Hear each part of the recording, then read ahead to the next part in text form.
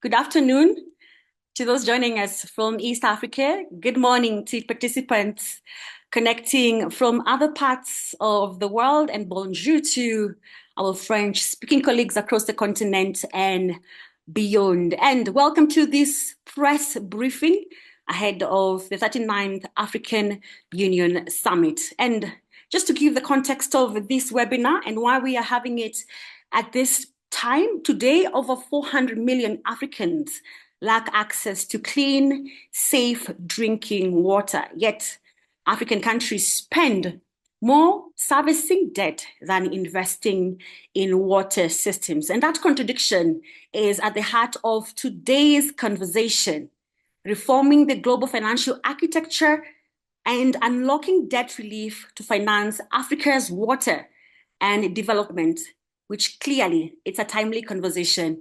Remember, the 39th ordinary session of the Assembly of the Heads of State and Government is set to kick off tomorrow in Addis Ababa. This is on the 14th of February, where water security is a central focus of this year. And the theme for this year is assuring sustainable water availability, safe sanitation systems to achieve the goals of the Agenda 2063.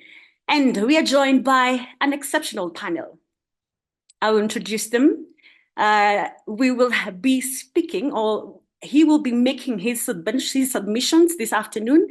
Is Dr. Yang Theophilus, is an interim executive director at AFRODAD and a development expert specializing in policy, advocacy, and research. He holds a doctorate in development studies from Nelson Mandela University and has experience working on Africa's debt and development challenges. He's a man whom we have interacted with time to time if you are in the debt and development space. Now, joining us also is Frank Adu. He is a development economist, senior researcher at the African Center for Economic Transformation. His work focuses on debt sustainability, domestic resource mobilization, and reforming the global financial architecture, advising governments and multilateral institutions across Africa. He will be our second panelist during this afternoon webinar. And we were to be joined by Dr. Liane Obuyeye, who is a rule of law and access to justice scholar and founder of African Future Labs. But instead, we are joined by Lavenda Namidiero, she is a human rights and racial justice advocate with over 80 years of experience advancing social, economic, and political justice across Africa. Her work, of course, spans food justice, political inclusion, and reparations, which will be a topic we'll be discussing this afternoon, bringing a strong feminist and decolonial lenses to development conversation.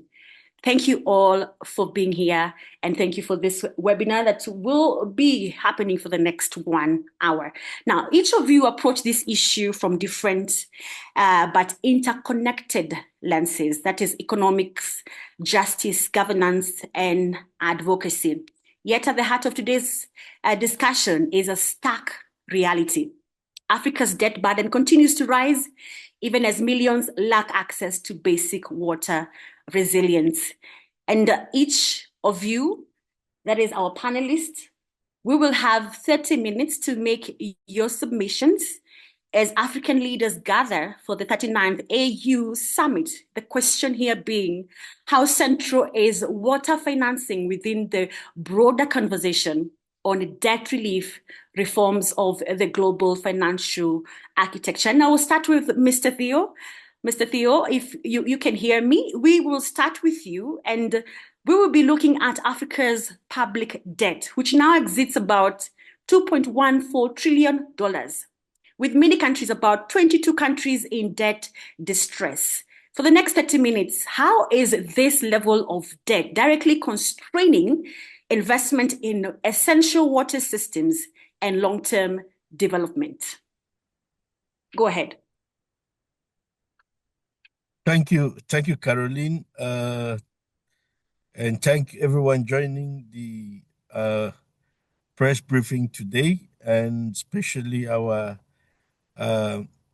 our guest, Lavender, Frank, and everyone else who's joining us today on this very important subject that affects the well-being of African citizens and touches on a resource of critical importance, water and sanitation in African countries.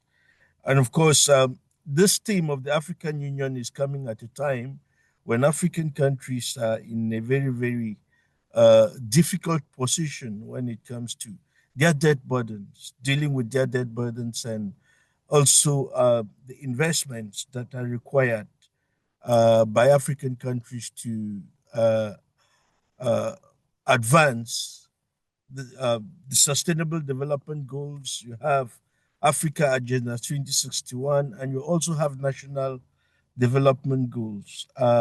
So investing in this infrastructure, it's faced with a lot of challenges when you consider the fact that the financial resources are being taken up by debt service in African countries. You mentioned the 2 trillion, debt owed by African countries. This comes with at the cost. It comes as the cost in terms of the interest rates that this uh, 2 trillion attracts, and of course the debt service commitments to this 2 million, to this 2 trillion, which takes up resources that could otherwise be invested in infrastructure. Uh, and as we speak, debt servicing keeps crowding out available resources for social spending, for development of infrastructure, especially on water and sanitation systems. And about 90 billion is being spent at the moment. Like in 2022, we understood that African countries were spending about 2 billion, in debt service, according to World Bank reports. But today, uh, we are over 90, billion, in debt service used in countries. This year it's expected that they will spend over 90 billion, doing debt service. And this takes up resources, like I said, and in countries like Ghana, we have already seen this experience before their G20 Common Framework, resources that were allocated, for debt servicing was more than what was invested in health and education in 2023. And we have seen the same for Zambia, with reduced infrastructure investments as fiscal space continues to narrow, under heavy debt burdens. And this is against huge spending needs. For instance, the African Development Bank estimates that African countries are supposed to spend about 130 to about 170 billion annually on infrastructure. But when you look at the resources, you find that there is a financing gap of over 100 billion every year, rather, to invest in infrastructures. And countries in debt distress also face restricted access to concessional lending and faced with high interest rates against the debt services that they are supposed to uh, uh, the debt servicing, that they are committed to honoring every year. And this problem goes beyond just issues of debt governance at the level of African countries. It goes beyond just debt governance. This is a purely structural issue. And we have often, pointed the nature of the global financial architecture, uh, uh, credit ratings, which of course is the monopoly of Western credit rating agencies. The adverse credit rating credit ratings have often led to borrowing in African countries, attracting high interest rates because this is some form of market response, to the kind of adverse ratings that they give African countries. So all of this, together with the power asymmetry financial system, the rule making around how countries can borrow, of course, on whether they can also borrow in their own currency, becomes a problem because a lot of this debt also is in foreign currency, which means for African countries to be able to deal with their debt burdens, they also have to earn that foreign currency. They need to earn a dollar, the euro, before they can actually, service their debt, which is, it's a very big problem. And we have seen this, especially very challenging with countries like Nigeria, where they have had serious currency depreciation in recent years. For instance, the Naira depreciated uh, 2023, between 23 and 2024, and the same for the CD and the bill in Ethiopia. All this, constrain the ability of countries to be able to service their debt, and then invest in infrastructure at the same time because it becomes very costly. Very costly in the sense, as I indicated earlier, that they have then to earn foreign currency before they can service their debt. It's not just a problem of servicing their debt, but also earning that foreign currency because the system is rules based. And of course, the debts are not denominated in local currency. And when countries tend to hold that in their own currency, it's easier for them to deal with those burdens compared to having to deal with currencies that are uh, uh, uh, uh, external, to their own fiscal space. And so, finally, the issue around countries having difficulties with investing in water and sanitation, is based on real world evidence that the high borrowing cost, the exchange rate volatilities, and the limited concessional finance under the current global financial architecture, the power asymmetries, constrain African governments' ability to invest in water, in sanitation, in climate resilient systems, that can also help countries uh, deal with some of the development challenges that they are faced with. So the result is some reinforcing cycle of insufficient concessional finance, expensive borrowing, and expensive borrowing that raises debt burdens, and then rising debt service that crowds out, development spending, and of course, resulting to underinvestment in sanitation systems, in water and sanitation systems, and this has it reinforces even the possibility of countries mobilizing domestic resources because this affects agriculture, this affects industrial water needs as well, and which ends up with a lean tax base for African countries. And when they have this lean tax base, they can actually mobilize domestic resources to finance development. And then at the end, they keep reaching out their hands to borrow more.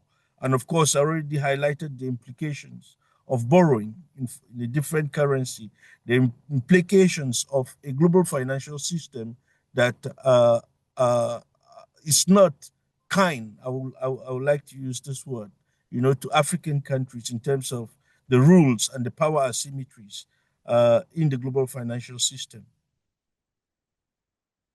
Thank you, Dr. Theo, for your elaborate submissions. And you have clearly indicated that for this year alone, over 90 billion will be spent in debt servicing. And I'll bring in Frank in this conversation.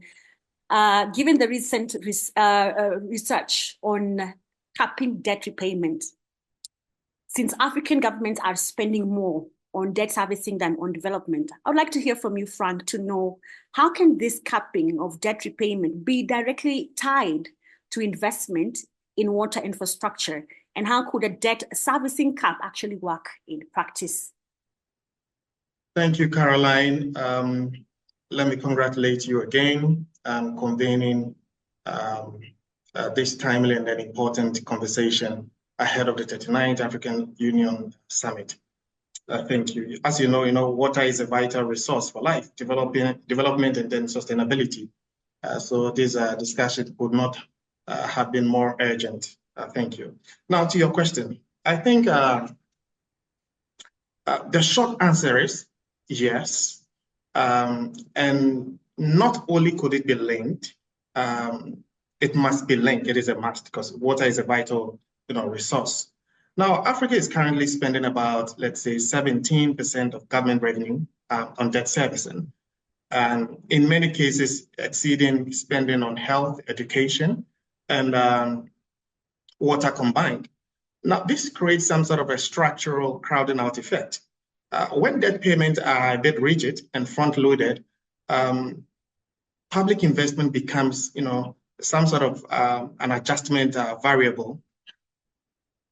And ACET proposal, if I've read our report, our proposal to cap debt servicing as a share of revenue, for example, let's say at a sustainable threshold such as 10 to 15%, will create fiscal space. But the key innovation in this conversation is that the savings, the space that is created, and the savings that is onwards, actually gotten, should be some sort of ring fenced for high multiply investment like water infrastructure. And why are we saying this? We're saying this because water is a consumption expense. It is productivity investment.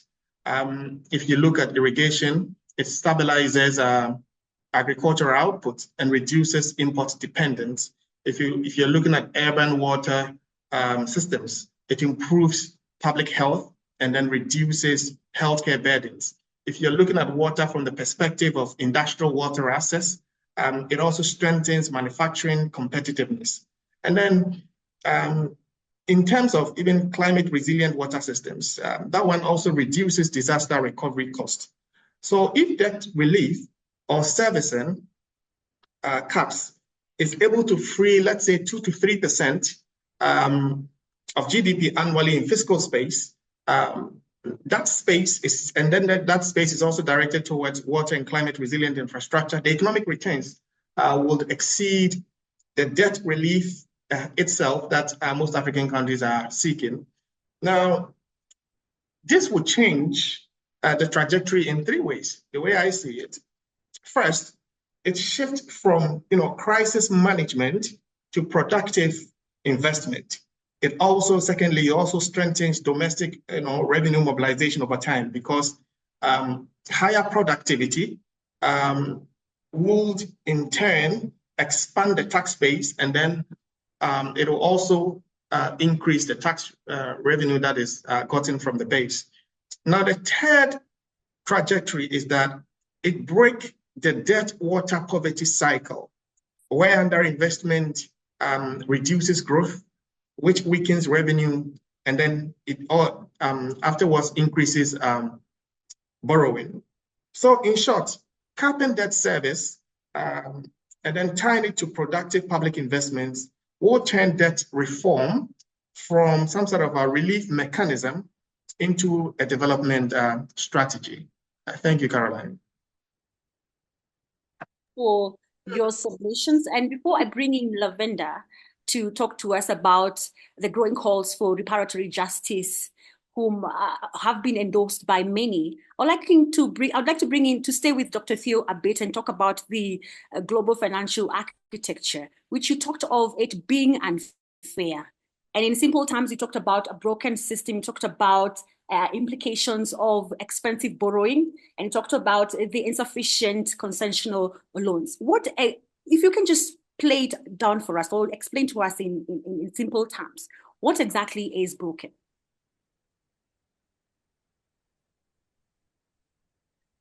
Yes, thank you, Carol. I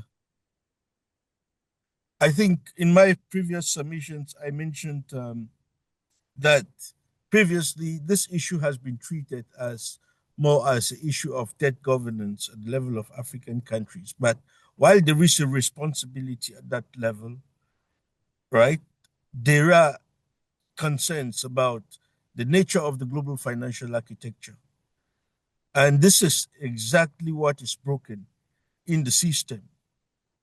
It's broken in the system because how countries are able to mobilize resources are determined by the kind of credit ratings that they receive. And like I said, most African countries receive credit ratings, and lending is very sensitive to these ratings. And at the end of the day, countries are faced with very high interest rates, right? Against the debts that they carry in African countries. Secondly, the architecture is also broken in terms of the rulemaking around borrowing, right, and lending practices. Of course, the system is dominated by northern creditors. You must have heard uh, of exclusive bodies like the Paris Club, right? And of course, we have groupings like the G20, the G7. These are the countries that actually determine uh, how this architecture works, how it responds to the development financing needs of African countries. And at the end of the day, the rulemaking favors the creditors more than the borrowers, right? So, and at the end of the day, the issues of tightening fiscal space for African countries and other countries in the global south is due to how this architecture has been built. It has colonial roots. Of course, you mentioned the issue of reparations, which goes back to how you know the current financial architecture, how it was built, and how the rules were designed from the start. It's a form of injustice that also needs to be addressed because it contributes to that broken architecture that makes it very difficult for countries to be able to mobilize resources to finance development, without getting into debt distress. And one other key thing that is broken within the system is a very big leakage, which has been a concern for a very long time, especially the illicit financial flows component of this architecture. You must have heard, previous reports starting from the Becky report, in 2015, which mentioned about 50 billion that has been lost out of African countries due to illicit financial flow. A recent UNCTAD report puts that figure at over 90 billion US dollars that leaves African countries through illicit financial means, through means that is accounted for. And then this then compounds the problem of the current system where the rulemaking, the power asymmetries do not actually favor African countries, to be able to access the capital that they need to finance in development. And then we are beginning to see that concessional financing within the system is drying out. And then we are seeing more of private lending, bond issuance, which of course provide these resources at very high interest rates. One UNCTAD report um, in 2023-24 actually indicated that, it's more expensive for African countries to borrow compared to countries like Germany, Britain, the United States, right? While African countries can have bond yields that reach up to 11%, you only have about 0.2%, 1% for United States of America, for Germany, as that, I mean, you can imagine how the gap between that. And these are issues within the financial architecture that needs to be addressed. And we start addressing this, by going for the UN Framework Convention on Debt. African countries actually taking up, the call that we have had from the Lome Declaration, and of course the Common African Position that, advocates for a reform of the global financial architecture. And this starts, with the UN Framework Convention on Debt, which is mandated in the civil outcome document financing for development outcome document. We also have it, in Section 44 of the Lome Declaration that came out of the first ever African Union Debt Conference that was organized in Lome in May last year. So all of this will require that we have we have to revisit actually the rules, the rule making around the global financial architecture, make sure that it's democratic as possible, it accommodates the interest of the buyers, and that it is not creditor centric as it is at the moment, because it ends up with power asymmetries, and then the rule making around it, which does not favor African countries. Thank you, Dr. Theo. Revisit the rulemaking of the GFA, that is the Global Financial Architecture, and we'll be coming to the UN framework on Convention on Debt later on, and also the Lome Declaration. But first, I want to bring in Lavender. There have been growing calls for reparatory justice, and you have endorsed calls for global reparatory justice campaigns with organizations such as AFRODAD and other recognizing organizations that are handling reparatory justice. I'd like to hear from you. How do historical injustices and global financial inequalities affect Africa's access to water, health, and livelihoods today? Thank you, Caroline, and thank you for having me here. I also like to thank the participants who have joined us online, and also to my fellow panelists, Frank and Dr. Theo. So to respond to your question, let me just start by saying that Africa's water crisis is not just a technical or infrastructure issue. It's a political and historical issue that's been rooted in colonial extraction and today's unequal financial systems. So the colonial economies were designed to extract water, to extract land, exploit land, and labor for export. So that logic has never really disappeared. It's just simply changed its form. Dr. Theo has shared today that many African countries are trapped in debt and forced to prioritize foreign exchange over people's basic needs. So across the continent, more than half of the countries spend more on servicing public debt than on healthcare. And this is a trend that even the UN Secretary General has flagged repeatedly. So that means water is increasingly treated as an input for mining, for export agriculture, for energy, and so-called green industries, rather than as a public good. But meanwhile, 418 million Africans still lack access to clean drinking water, which is really an outrage in a region powering global commodity chains. And according to WHO, at least 2.2 billion people globally lacked safe and manageable drinking water in 2022, which really shows you the scale and the challenge and the pace that is required to make a change. So the problem is not really scarcity, as we've seen. It's about water concessions. So who controls water, who benefits from it, and how debt pressure distorts those decisions. So for example, you'll find countries with high debt investing in water intensive projects as a means to quickly generate foreign exchange. Examples include exporting agriculture, hydropower mining, hydrogen, and industrial green zones. Which brings us to the green colonialism angle. And we see that some green solutions, in quotes, really intensify water stress and are socially extractive.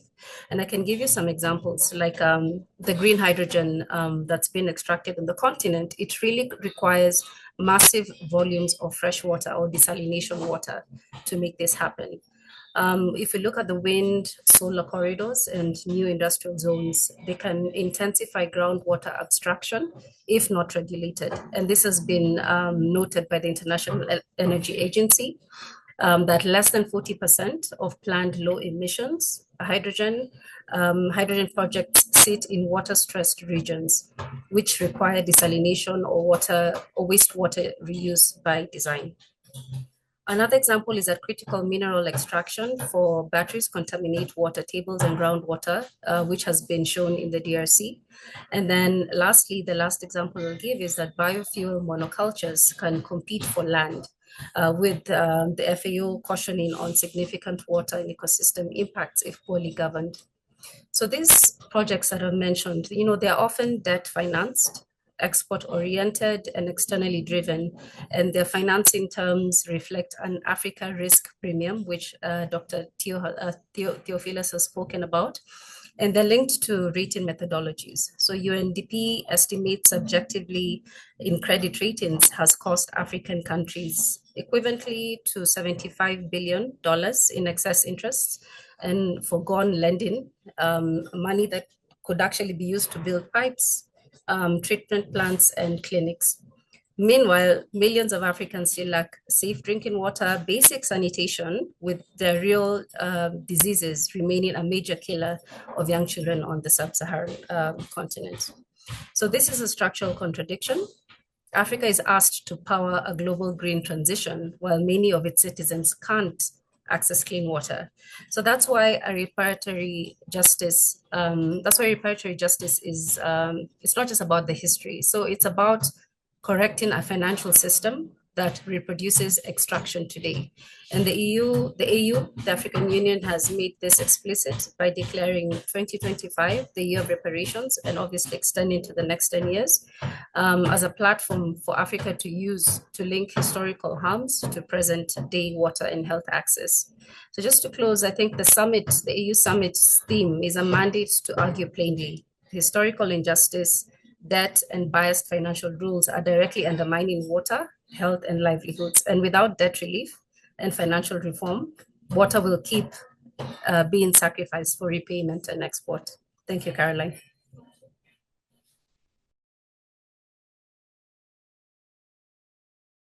Sorry, Caroline, you're on mute. Oh, thank you, Lavender. I just want to stay with you a bit, and you've mentioned that it's not about water scarcity, it's more on water consumption, who controls and who benefits. So from where you sit, what are the reforms that are needed maybe at the global financial system to make some of these reforms urgently needed?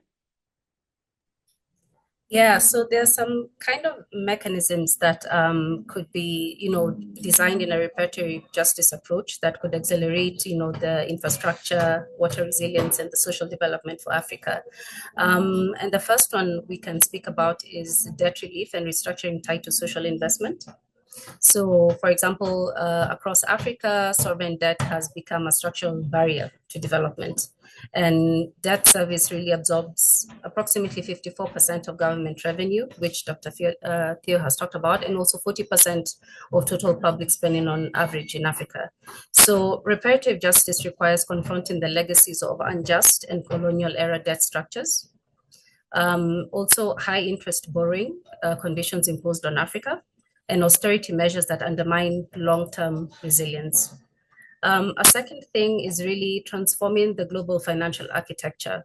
And Africa's development is constrained not just by debt, but by a deeply unequal global financial system. A core problem is the subjectivity and bias in global rating practices, which has briefly been talked about.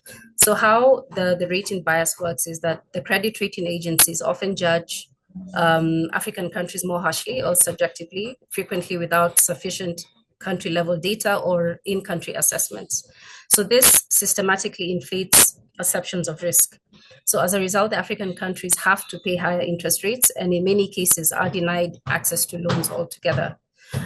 So according to UNDP, for example, African countries have paid over $24 billion extra in interest due to subjective or inconsistent rating methodologies. And they've actually missed out on more than $46 billion in loans that they should have been able to access for development.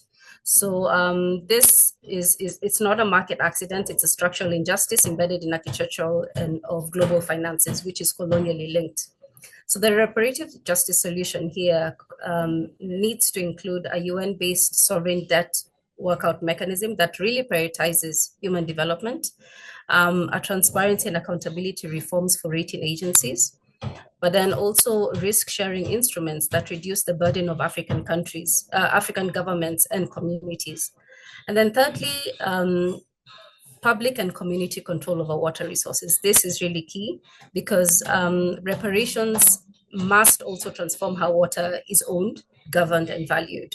So water can't be treated purely as a commodity, especially in a continent where millions still lack reliable access. So reparative justice means recognizing water as a protected public good and empowering communities to participate in decisions about its use. So this could include strong public regulations of water-intensive extraction industries, scrutiny of large-scale green projects, for example, carbon markets or hydrogen that risk reproducing old inequalities. Another thing is social and ecological safeguards to protect the wetlands, rivers, underground aquifers, and prioritizing domestic and community water needs over export-oriented uses. And then lastly, just supporting indigenous and local water management practices that have sustained ecosystems for generations in that sense. Okay. Thank you, Caroline. Thank you, Lavenda. Now, staying with Frank. Earlier on, Frank, you mentioned that the proposal to cut debt servicing as a share of revenue will create fiscal space. Now, bringing in the debt restructuring framework, that is under the G20 Common Framework, which has faced a lot of issues and often has been described as inadequate rather, and highly inefficient. Now, I'd like to hear from you, Frank. How feasible is it for the African countries to cap debt servicing? Thank you, Caroline. This has been a very difficult exercise. I'm speaking from an experiential point of view. I used to work at the Ministry of Finance here in Ghana, and as you recall, Ghana has gone through a very tedious, debt restructuring exercise in the last couple of years, completing maybe in 2024. Now, the feasibility question is important. And now, technically, debt service caps are feasible. Sovereign debt contracts, if you follow Zambia, Ghana, they are already being renegotiated in restructuring. The issue should not be whether it can be done, technically can be done. Yes, it can be done, it has been done. The issue is, however, the political coordination and then creditor alignment, not the economic logic behind restructuring. If you look at the G20 Common Framework, it has struggled largely because it is creditor-led. Slow, lax enforceability, especially over private bondholders. To make debt servicing caps viable, I think we need 3 major reforms. The first reform will be a rules-based multilateral debt resolution mechanism. Now, this is where probably the AU's Lomé Declaration and the call for a UN, framework convention on sovereign debt becomes critical. A legally anchored mechanism around, that conversation will be maybe to prevent holdout creditors from blocking restructurings. And this has been seen because in Ghana, we went through a lengthy conversation with some of the creditors, and some of them were holding out, the Chinese, the Paris Club, and until later on, we were able to reach a common position. And then the second anchored mechanism will be also to establish, comparable treatment across creditor classes. And then maybe a third mechanism will be to embed sustainability assessment beyond, this narrow IMF matrix. So without this restructuring, remains ad hoc and then a bit asymmetric.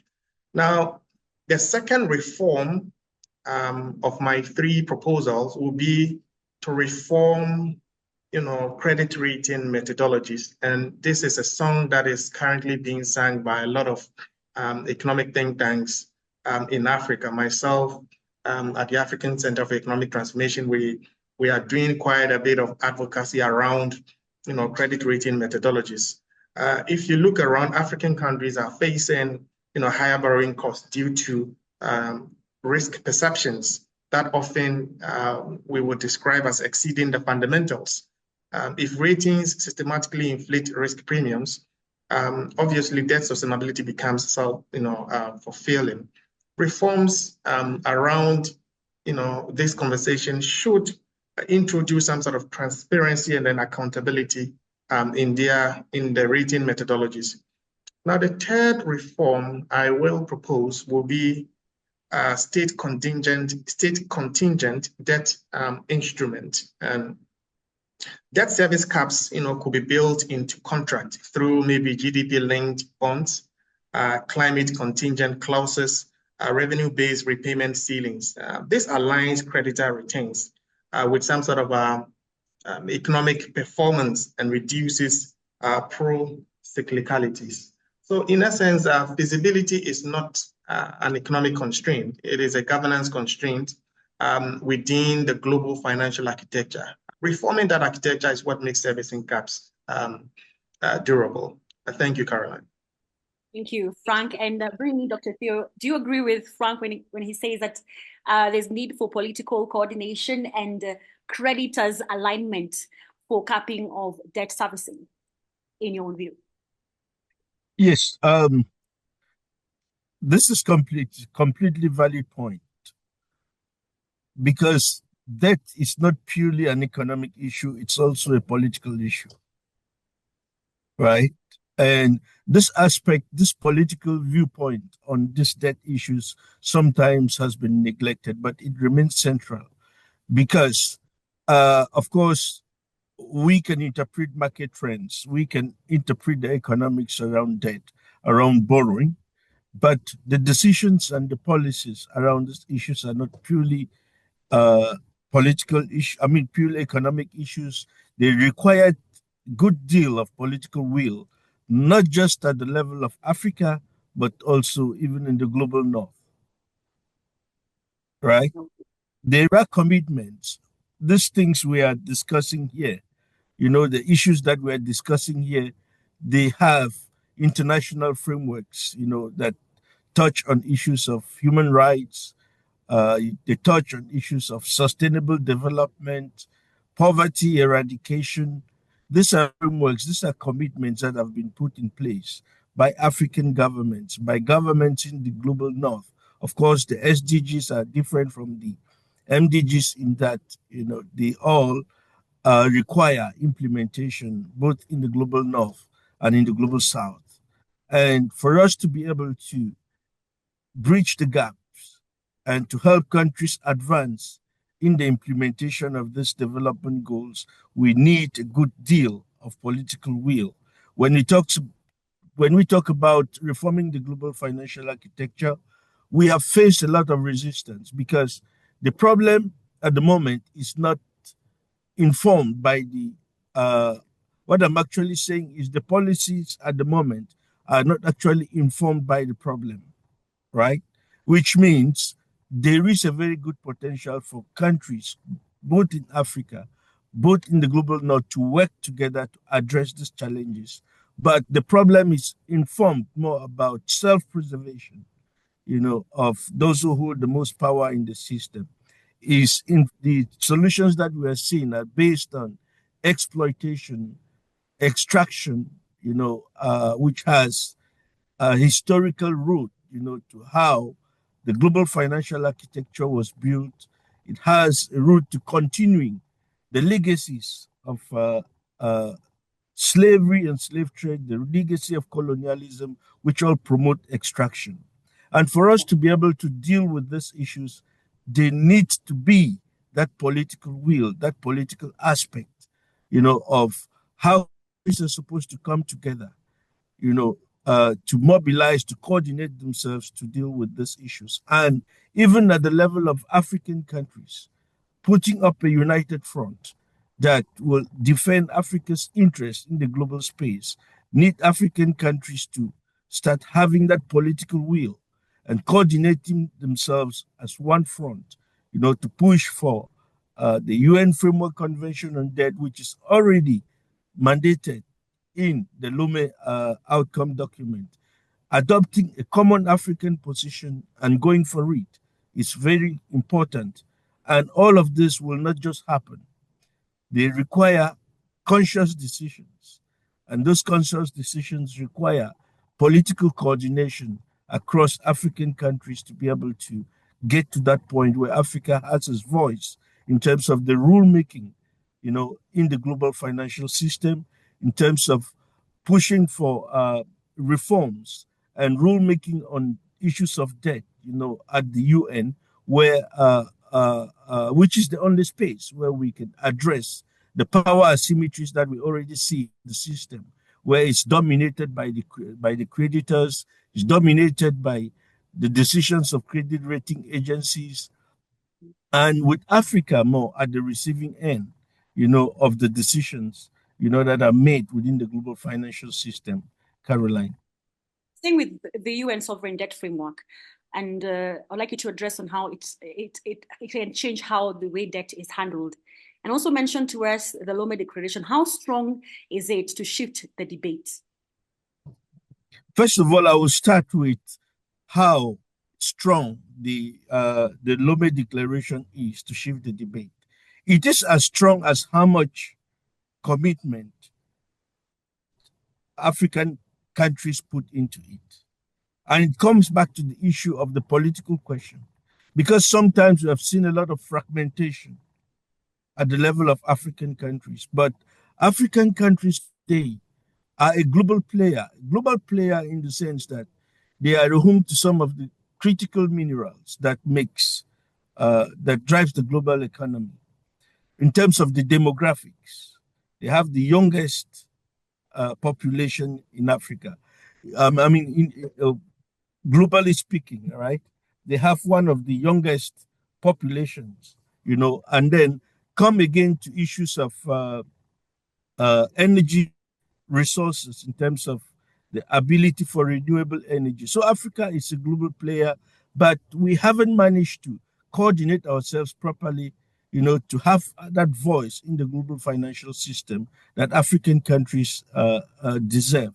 So the Lome Declaration will just be as strong as the political coordination, right? Given Africa's political and the demographic advantages in terms of the financial resources, in terms of the mineral resources, Africa has a voice. And all that it requires is that political coordination around these issues. And of course, they have a place, that ability to sit at the UN and to address these issues.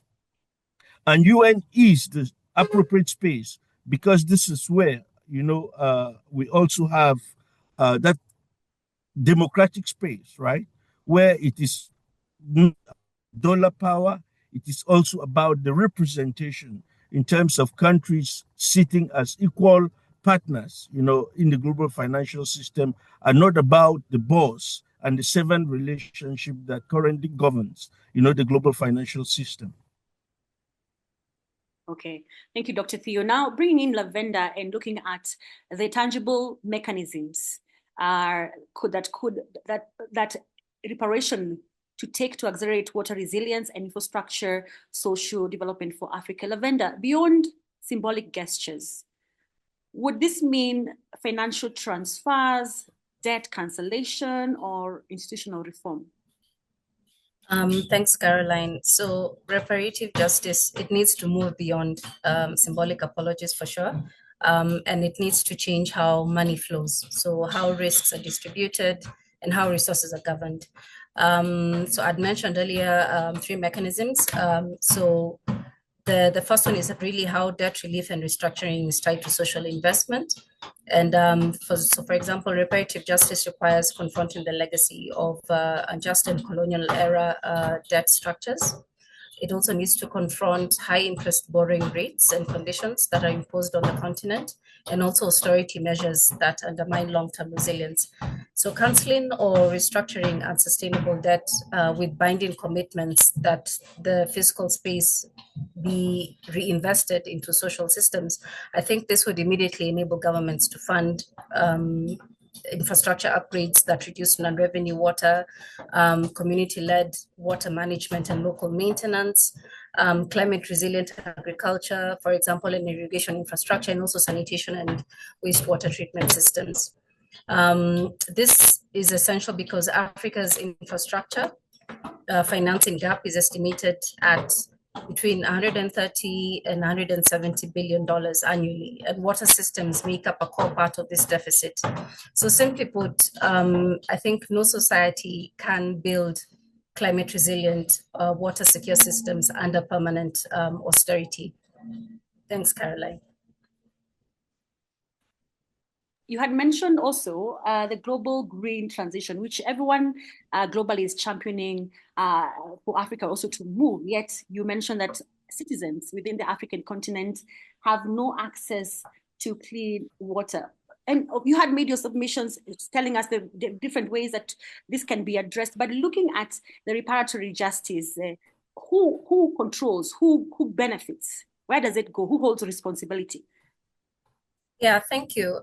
So the green hydrogen conversation has been like a sore thumb, really, on the continent, because on one hand, Africa is being forced to move with the flow of green solutions, but at the same time, communities that are directly affected are not really taken into consideration. And I'll give you an example of a green hydrogen project in Namibia.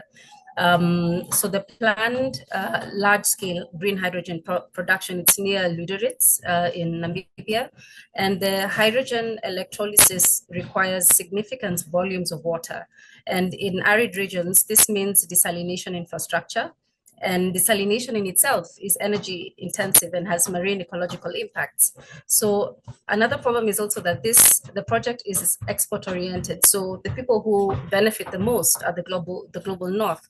So the question is, when we're talking about green solutions for when it affects water, who really benefits? And this is where we really encourage communities and civil society to really ask those tangible questions in terms of the concession and challenge when someone comes with for example, a carbon market initiative. Is it going to benefit the community? How much goes back into the community? Is indigenous knowledge being absorbed as well in such cases? So this is just, like examples of how green energy needs to be looked at in a more holistic way rather than a profit making sense. Great, thank you, Lavenda. Dr. Theo, as we come to a close and looking ahead of the 39th AU Assembly on Debt and Water Security, what concrete resolutions and actions that should come out of this assembly, and what should the success look like in the next 12 months? Yes, Carol, can you hear me? Yes, I can hear you. I don't know whether you can hear me. I'm asking, yes, ahead of the 39th AU Assembly on Debt and Water Security, what concrete resolutions and actions that should come out of this assembly? Yes, thank you so much. I think the first step is for Africa to start from addressing the political fragmentation in the continent. We are not seeing that united front. At the political front, right? Technically speaking, Africa is sound. The proposals are there, but what we are lacking at the moment is the political will to pick up these policies running. Everything is in place. The first thing is in the debt conference in Lome last year, African countries made their voice loud and clear ahead of the Civil Fort Financing for Development Conference. by asking for a reform of the global financial architecture through establishing a UN Framework Convention on Debt. If you read this document on section 44, it came out of that conference, and it is an important prescription. For us to get there, African countries need to address the political fragmentation, the political coordination that is required to put up a united front to start pushing for this. You see, in the global north today, the current political context is resisting, these demands. They are in denial. But I already said earlier, the possibility for this to be a reality starts with African governments. The African Union should not just be an annual meeting where heads of states and governments come, they discuss each year and then go back home and come back, next year to talk the same issues without concrete political action. And I think one of the main things that we expect to see from the African Union 38th AU General Assembly this year is to adopt or to push for this unified African position on debt, to endorse the Lome Declaration, and formally call for the establishment of the UN Framework Convention on Debt to create a fair, transparent, and rules-based debt resolution mechanism. And I already said this is the space where countries can discuss issues of development finance and issues of debt, in a democratic basis, because of course we live in a democratic context, but when we come to these conversations, they are isolated, from these discussions around democracy. It becomes the dollar and the euro power, and of course the power of the creditors and the power of the credit rating agency speaking. And taking this process to the UN leaves us at the point where we could start having conversations, parallel conversations, as to what we already have with tax at the moment. So the demand for reforming the global financial architecture, reforming the IMF and the World Bank system as well, it's important. Restructuring the current system, of dealing with how countries, deal with their debt when they are faced with the challenges of debt service. For instance, reforming the G20 Common Framework. Of course, some people have talked of reforming this, but we also expect African Union to take a tougher stance from this 39th General Assembly in calling for an overhaul of the current framework. The G20 framework does not live up to expectation. It's not as ambitious as what we had, with the HIPIC and MDRI. Even given the fact that the debt burdens now are far bigger, than what we had, we have seen that the common framework as it is at the moment, cannot address the challenges as they are. So what we need to be able to create fiscal space in African countries is a new or completely overhauled common framework, or completely new arrangement on how countries can address, their debt burdens. At the moment, the most sophisticated tool does not live up to expectation. And then the credit rating, of course, African countries are on track in this process because they are already working to establish an independent African credit rating agency. And our demand is to also see that this process is accelerated, to avoid a situation where African countries, keep relying, or the creditor community keep relying on current credit rating systems, which, of course, are not favorable to African countries because there is a methodological problem, as Frank already said. And the current system should be one that also reflects the realities of African countries, and not just the perceptions, of northern credit rating agencies. And it is important that as part of this, and in the medium to short term, African countries are also able to protect social and development spending, and commit to continental position that debt sustainability frameworks must safeguard, the minimum spending thresholds for health, for education, for water, for social protection, because even before we get to the UN Framework Convention, African countries need a breathing space to be able to invest on this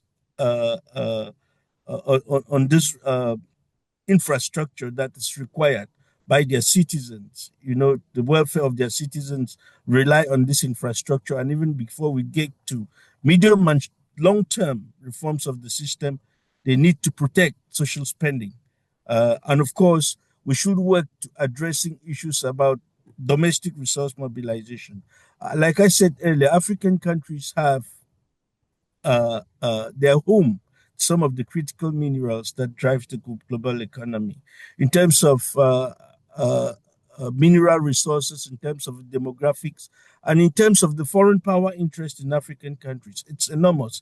This is to tell you that Africa is a global player, but the African Union, the heads of states and the heads of governments are not taking advantage of this situation to place Africa in a global space where it actually should be in the global space to be able to influence, the decision making, the policy making, at the global level when it comes to forming, the current global financial system when it comes to dealing with issues of how countries borrow, dealing with issues of debt distress, when it comes to writing the terms of how countries can access, financial resources to be able to finance their development. So we expect to see an African Union the 39th General Assembly come out with very strong stance on these issues, and African governments taking them up, and the political mobilization that is required to make this a reality. Okay, thank you, Dr. Theo. And bringing in Frank, and I would want to hear your perspective. We have heard from Dr. Theo talking about protecting the social development spending, and also looking at some breathing space to invest in some of these critical sectors like water. From where you sit, how can the EU, Frank, coordinate member states to make capping debt servicing a reality for African governments, to free up the much needed resources? And also, can some of these AU summit goals, particularly SDG 6, be tied to the capping? Thank you, Caroline. I would say that this effort will require collective action at 3 levels. The AU working maybe in conjunction with the AFDB and then UNECA, and then bringing in some powerful think tanks could institutionalize a technical platform that harmonizes debt sustainability analysis and shares negotiation expertise, prevent fragmented country by country bargaining. ACET has been part of the G20, conversation we've been convening for the past couple of years. Yes, the G20 framework could benefit from some reforms, but I believe that such platforms could help, in making debt capping, in capping debt service a reality for a lot of African countries. Now, the second collective action that I will advocate for will be to adopt a common African threshold. If member states agree on a benchmark, for example, let's say a maximum revenue share for debt servicing, this eventually will, can become a continental negotiating anchor and it will shift the debate from whether to restructure to how much fiscal space is actually needed. Now, the third collective action will be to link debt relief to development benchmark, and that will kind of bring in the SDG 6. In this form, the AU could require that fiscal space from relief or caps be transparently allocated to priority sectors under SDG 6, such as maybe water and sanitation, climate adaptation, and food systems. This strengthens credibility and reduces creditor resistance by demonstrating some sort of fiscal reallocation. So in total, collective positioning will strengthen the African leverage. Thank you, Caroline. Lavenda, as we come to a close, I'd like to hear from you, and I know you had mentioned this earlier on, the role that governments, civil society, and citizens can play in ensuring that reparation simultaneously addresses Africa's historical injustices and fund critical development priorities for Africa. But how do we maintain accountability and transparency? Yeah, thank you. So, I mean, you're right, reparations, first of all, won't materialize on their own. They require, coordinated pressure, collective action for, all the three different groups that you mentioned, government, civil society, and citizens, to ensure there's accountability. So in terms of the role of the government, how do we ensure accountability? The first one is really, one, water has to be treated as a protected public good. This means having strong legal frameworks, regulation of extractive industries, transparency in water concessions, and ensuring that domestic access always comes before export-oriented uses. And it signals that water is central to sovereignty and dignity, not a commodity available to the highest bidder. Another element to see here is that how we link debt relief to investment in social systems. And I think ring-fenced freed resources for WASH, for education, for climate resilience, I think the payoff is usually large. So for example, WHO's cost benefit work shows that $4.3 return per $1 invested in water and sanitation. And recent analysis suggests that even higher economy-wide returns when WASH is universalized. Another element is to push for global financial reform, which I believe would ensure accountability for the government is, I think, and Dr. Theo touched a little bit about this, is governments need to be vocal in global forums. When you talk about the AU summit, the UN, G20, IMF, there needs to be a UN-led sovereign debt framework, fair lending rules, climate justice financing, reform of credit rating practices. And lastly, when we're talking about the government, I think it really needs to align to the AU decade on reparations, using this continental mandate to connect both past harms to present day WASH and health investments to negotiate as a bloc. In terms of civil society, so here I extend civil society also to the fourth estate, the media.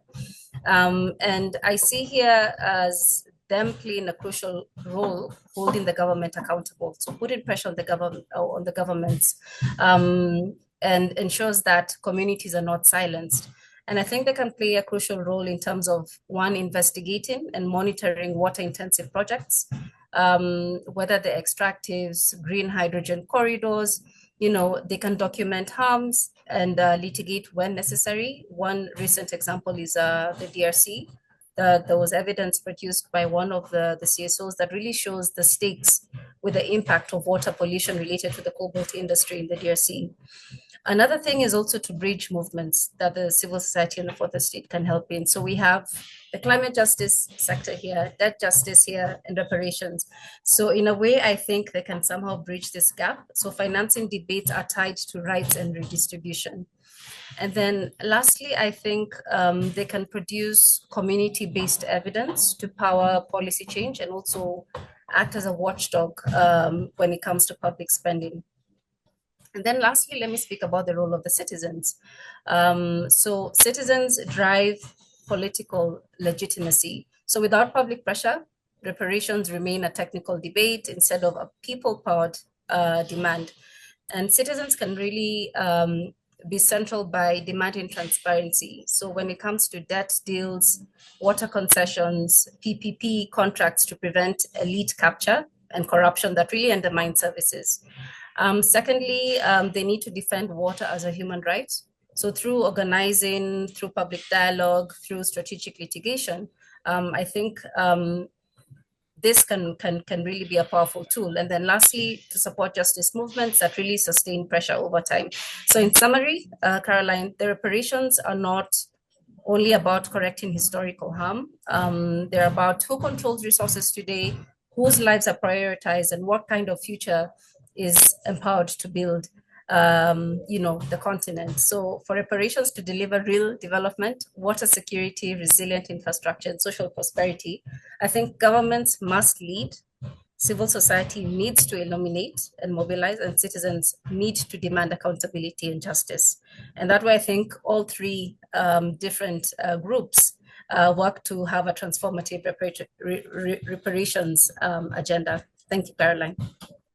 Thank you, Lavender, for your submissions. Thank you, Dr. Theo. Thank you, Frank. And today's discussion, before we go to the Q&A, has been about reminding us that Africa's debt crisis is not just about fiscal ratios or bond yields. It's about whether communities have access to safe water, whether governments can invest in climate resilience, and whether development priorities are dictated by citizens' needs or creditors' pressure. And now to the Q&A. I have few questions here.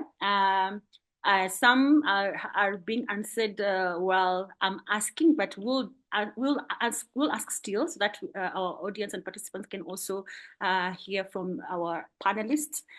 There's one from Catherine Mithia. Great interventions there, Frank Adu. She's asking if you could clarify if Ghana indeed already is implementing debt capping. What is the percentage? Is it embedded in its public debt management framework?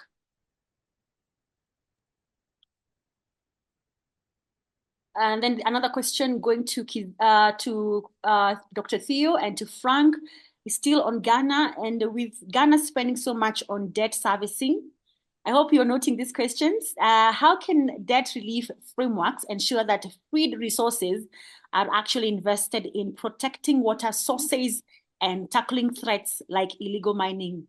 And this question has been directed to Frank and Theo. Over to you, Frank and Dr. Theo. Okay.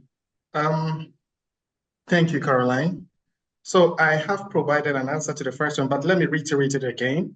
Ghana does not currently have a specific statutory rule that caps debt servicing, let's say at a fixed share of revenue. But it is embedded in its public financial management framework. There isn't a public law or public policy that explicitly states, a formal cap. Instead, what Ghana does is that Ghana has got a series of fiscal and debt management frameworks that aim to improve sustainability and reduce debt risk, which may indirectly create some sort of a de facto fiscal discipline, but not a literal debt service cap that ultimately triggers adjustment or limit.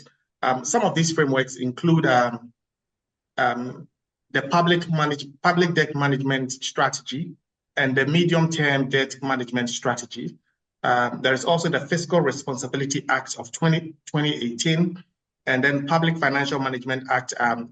Together with the Public Financial Management Act, they support fiscal discipline, but they do not on their own enshrine a specific, some sort of a statutory ceiling on debt service as a share of revenue.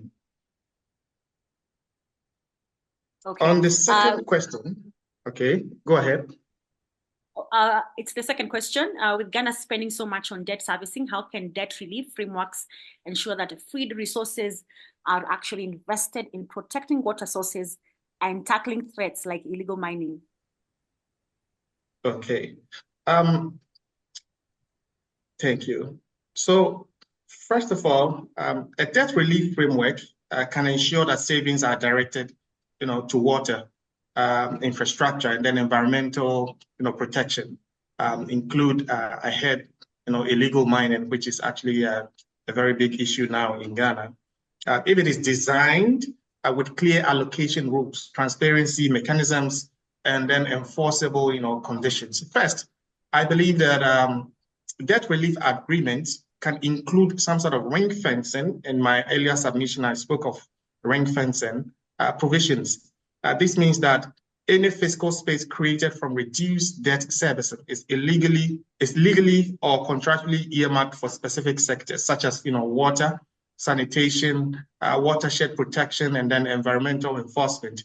Dr. Teo spoke about the HIPIC program earlier on. In Ghana, I was young, but I remember a lot of the fiscal space that was created, brought about by the HIPIC, was actually channeled towards certain specific projects that were tied to the agreement. So I believe that some sort of arrangement along that lines can be made for Ghana.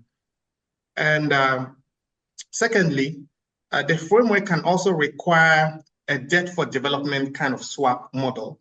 And that this approach, part of the debt is canceled maybe in exchange for a verified domestic investment in agreed project. For example, river basin rehabilitation, water treatment, infrastructure, irrigation systems, independent verification, can ensure that the funds are actually spent as, committed.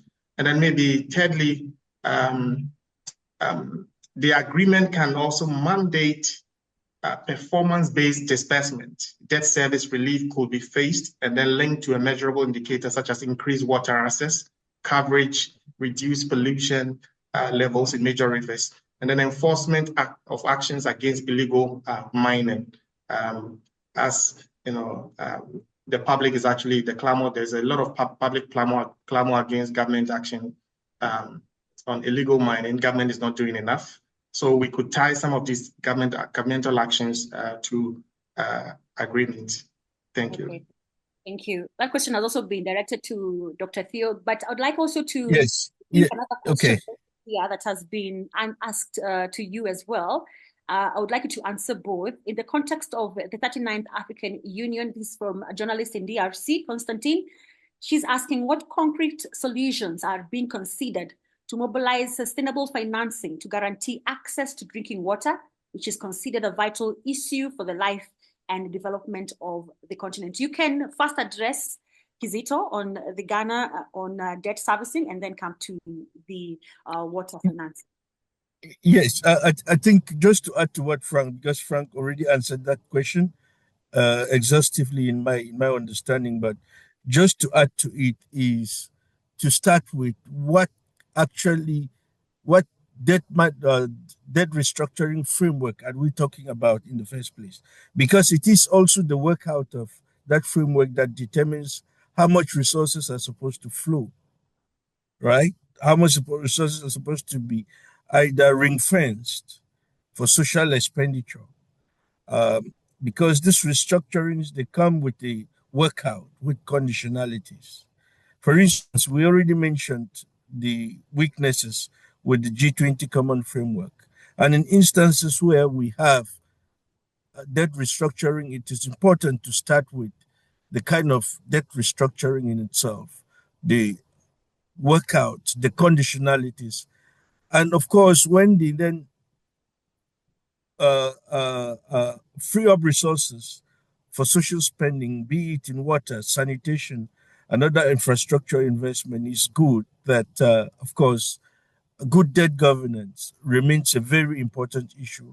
In as much as we are asking reforms at the global level, African countries have a responsibility when it comes to issues of debt governance, responsible borrowing, and of course, resources that are not spent, on spendthrift purposes, right? But in actually capital projects that help governments to be able to mobilize extract resources, from some of the investment that they make with freed up resources. And so, to add to what Frank said, uh, uh, it also comes back to what kind of debt restructuring framework we are looking at.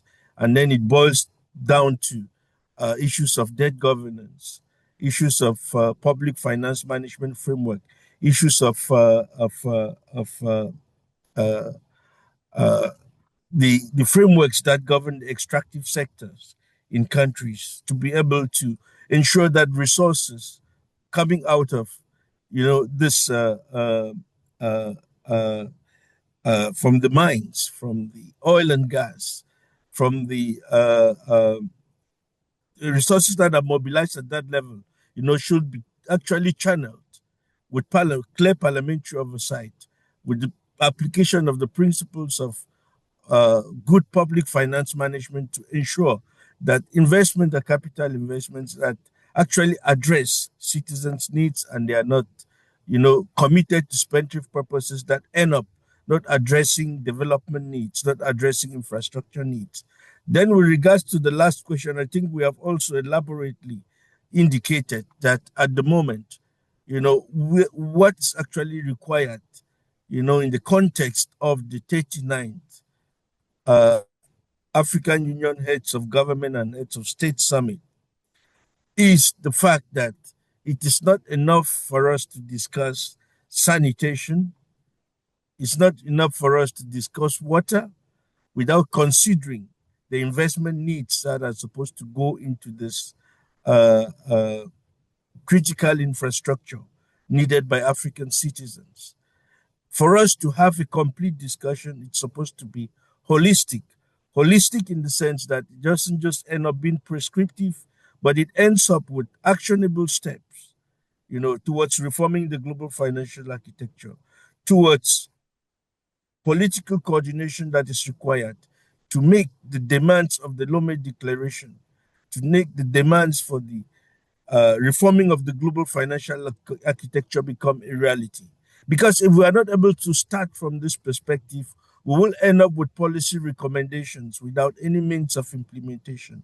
And effective implementation starts, with that political mobilization at the level of African countries, the commitment to make sure that there is that coordination to a united front that will amplify Africa's voice, amplify its presence in terms of shaping the rules of the global financial architecture that has remained, that has left Africa actually, at the receiving end of the rules that have been designed coming out of, the period of slave trade through colonialism, and of course in this post-colonial era where there is resistance, there is even denial in some areas that these issues are not uh, uh, what requires the attention at the moment, often excusing, you know, uh, uh, the solutions to purely issues of debt governance, issues of corruption, which are real, but which in an actual sense are just a part of the problem. We cannot address this debt governance issues at the national level without also looking at the structural problem, caused by the nature of the global financial architecture. Thank you so much, Dr. Theo. And I know Rita, who had also asked a similar question on public debt in Cameroon, has been answered by Dr. Theo and Frank as well, elaborately. Constantine also had asked a second question on debt, on the growing debt burden, but Dr. Theo has exhaustively, I think, handled that questions on reforms to the global financial architecture to better address African priorities. And that's where I think we put a cap to this webinar this afternoon. It's been a pleasure hosting this able panelists who have been with us for the last 1 hour and a half, talking to us about water security in policy and ensuring that policy spaces in civil society and at high levels of decision making, that water security is being talked about. And we have also exhaustively talked about the debt crisis. We have exhaustively talked about how development priorities should be dictated by citizens' need and not creditors' pressures. Now, thank you to our distinguished panelists and to everyone who joined us this afternoon. The conversation must continue beyond this forum, of course, and as I had earlier on indicated, in policy spaces, in civil society, at the highest level of decision making, we must continue this conversation. Thank you, Dr. Theo. Thank you, Frank. Thank you, Lavenda. It has been an interesting conversation.